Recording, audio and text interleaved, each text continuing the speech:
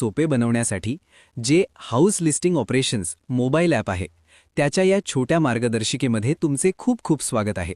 तर आज आपण काय काय बघणार आहोत? सर्वात आधी जनगणना घराचा शोध घेणे, मग त्याच्या बांधकामाची माहिती रेकॉर्ड करणे, यानंतर घराचा वापर कसा होत आहे हे ठरवणे, ॲपमध्ये प्रश्नांच्या दरम्यान मागे पुढे कसे जायचे हे पाहू आणि शेवटी सर्वात महत्त्वाचे म्हणजे डेटाची सत्यता पक्की करणे. चला या 5 महत्त्वाच्या भागांना एक एक करून समजून घेऊया, जेणेकरून आपले काम अगदी अचूक आणि वेगाने होईल. चला तर सुरुवात करूया सर्वात पहिल्या आणि सर्वात महत्त्वाच्या पायरीचे, जनगणना. जनगणना घराचा शोध घेणे. हे पहा, कोणत्याही कामाची सुरुवात चांगली केली तर अर्धे काम तर तिथेच पूर्ण होत असते. चला तर पाहूयात आपण. प्रथम ॲप उघडल्यानंतर सर्वात पहिली स्क्रीन हीच दिसेल, ज्यामध्ये आधीपासूनच काही लोकेशन संबंधी माहिती भरलेली किंवा आलेली दिसेल. तुमचे काम फक्त एवढेच आहे की जो हाऊस लिस्टिंग ब्लॉक तुम्हाला मिळालेला आहे तीच माहिती स्क्रीनवर आलेली आहे की नाही हे तपासून आणि कन्फर्म करून घ्या. आता इथे 3 गोष्टी आहेत. पहिले आहे लाईन नंबर, प्रश्न क्रमांक 1. हे ॲप आपोआप तयार करेल. दुसरे आहे प्रश्न क्रमांक 2, बिल्डिंग नंबर. हे तुम्हाला बिल्डिंगवर जे लिहिले आहे तेच टाकायचे आहे. आणि तिसरा म्हणजे प्रश्न क्रमांक 3, जनगणना घर क्रमांक, जे तुम्हाला घराच्या दरवाजावर मिळेल. सर्वात महत्त्वाची गोष्ट जी लक्षात ठेवायची आहे ती म्हणजे ॲपमध्ये टाकलेले नंबर आणि बिल्डिंगवर लिहिलेले नंबर तसेच लेआउट मॅपचे नंबर अगदी सारखेच असले पाहिजेत. यामध्ये कोणतीही चूक नसावी. चला आता पुढे जाऊया, ज्यामध्ये आपण पाहूया घराच्या बांधकामाची माहिती, म्हणजेच प्रश्न क्रमांक 4, 5 आणि 6.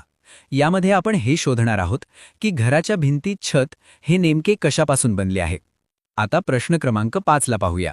यामध्ये आपल्याला भिंतीसाठी वापरलेले मुख्य साहित्य निवडा, म्हणजे भिंत नेमकी कशापासून बनलेली आहे हे पाहणे. काही वेळा असे होते की प्लास्टर किंवा पेंटमुळे भिंत कशापासून बनलेली आहे हे समजत नाही. अशावेळी घाबरू नका, घरात उपस्थित असलेल्या लोकांना विचारून घ्या. आणि आता प्रश्न क्रमांक 5 प्रमाणेच प्रश्न क्रमांक 6चे देखील आपल्याला घरच्या छताबद्दल माहिती घ्यायची आहे. इथे एक महत्त्वाची गोष्ट समजून घ्यायची आहे, ती म्हणजे छत बनवण्यासाठी मुख्यत्वे करून कोणते साहित्य वापरले आहे हे समजून घेणे. अच्छा, इथे पहा 2 प्रकारच्या टाईल्स दिलेले आहेत. एक आहे हाताने बनवलेली आणि दुसरी आहे मशीनने बनवलेली.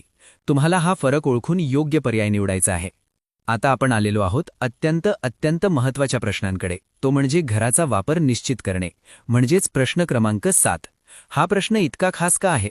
कारण तुमचे उत्तरच ठरवेल की तुम्हाला पुढे कोणते किती प्रश्न भरायचे आहेत. तर प्रश्न क्रमांक 7 मध्ये तुम्हाला हे जाणून घ्यायचे आहे की घराचा मुख्य वापर कशासाठी केला जातो. आणि जसे मी सांगितले की तुमचे उत्तर अत्यंत महत्त्वाचे आहे. तुमच्या उत्तरानेच ॲप ठरवेल की तुम्हाला पुढचा प्रश्न नेमका कोणता विचारायचा आहे. यालाच ॲपचे ब्रांचिंग लॉजिक म्हणतात, म्हणजे एका उत्तरातून अनेक रस्ते उघडले जाणे. आपल्याला छोटासा परंतु अत्यंत महत्त्वाचा फरक समजून घेणे महत्त्वाचे आहे. एक आहे संस्थागत कुटुंब आणि दुसरे आहे संस्था.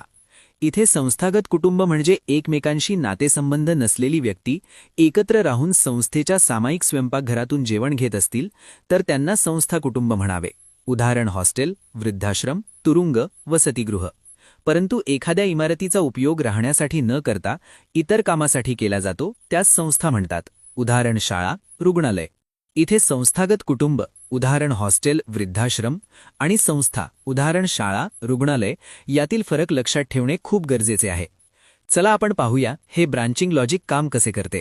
जर तुम्ही निवडले की घर निवास म्हणजेच रेसिडेन्शियल आहे तर तुम्हाला सर्व 34 प्रश्न भरावे लागतील.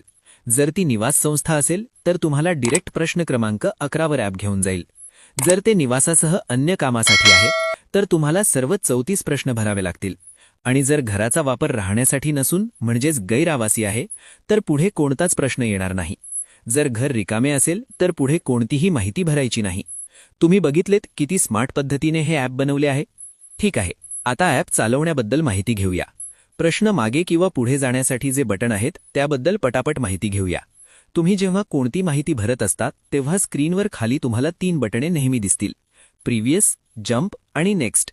हे तुम्हाला प्रश्नामध्ये फिरण्यासाठी अतिशय सोप्या पद्धतीने मदत करतील. हे काम अगदी सरळ सोपे आहे. प्रिव्हियस दाबल्याने तुम्ही मागील प्रश्नावर जाल, नेक्स्ट दाबल्याने पुढील, जंप बटनाने तुम्ही कोणत्याही प्रश्नावर थेट पोहोचू शकता. लाईनप्रमाणे जाण्याची आवश्यकता नाही. कोणत्याही प्रश्नावर डिरेक्ट जायचे असल्यास या बटनांचा वापर करावा.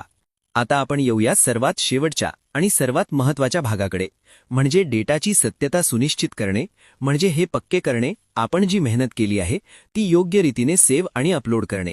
उदाहरण, एक हाऊस लिस्टिंग ब्लॉक आहे ज्याचे सर्व काम पूर्ण होईल तेव्हा तुम्हाला सेव्ह आणि सिंकवाली स्क्रीन दिसेल. इथे तुम्हाला एक स्वाक्षरी करून कन्फर्म करावे लागेल की सर्व माहिती बरोबर आहे. हे तुमचे फायनल कन्फर्मेशन आहे. या संपूर्ण प्रक्रियेचा एक गोल्डन रूल आहे. आधी विचारा, मग माहितीची पडताळणी करा, त्यानंतर ती रेकॉर्ड करा, मग एकदा रिव्ह्यू करा, मग सिंक करा आणि शेवटी पूर्ण म्हणून मार्क करा. बस एवढ्या पायऱ्या तुम्हाला प्रत्येक कुटुंबासाठी फॉलो करायच्या आहेत. जर आपण ही प्रक्रिया योग्य प्रकारे पाळली तर आपल्या देशाची एक खरी आणि विश्वसनीय प्रतिमा तयार होईल.